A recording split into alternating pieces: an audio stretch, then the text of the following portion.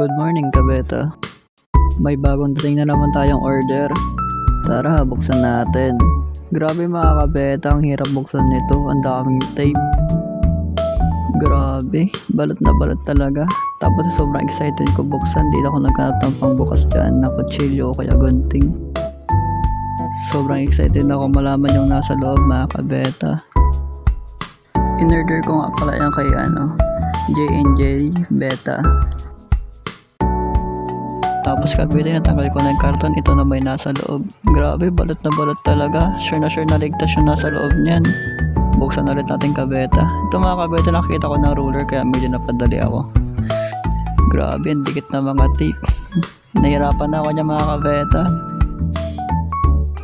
Ito muna ang isa, buksan natin. Tignan ko kung anong laman nito ay. Grabe, talagang balot na balot siya mga Kabeta. Solid. Iniingat ako mabasag yung Tupperware niya mga Kabeta kasi pwede ko palagay ng isda yan.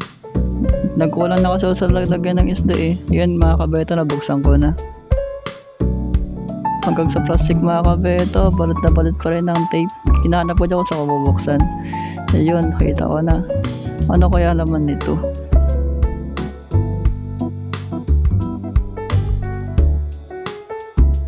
Ayan mga Kabeta, nakita ko na yung laman. Angas mga Kabeta, doble pa rin yung plastic. Talagang balot na balot siya. Ito nga pala siya mga Kabeta. Crown tail, female, kulay black. Ang ganda niya Diyan ko muna siya ilalagay. Tapos mga Kabeta, yung isa naman bubuksan ko. Grabe, hirap talaga tanggalin yun Tapos yun, hanapin ko na kung saan ko tatanggalin yung tape.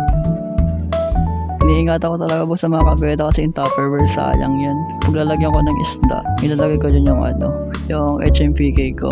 Pwede siya dyan.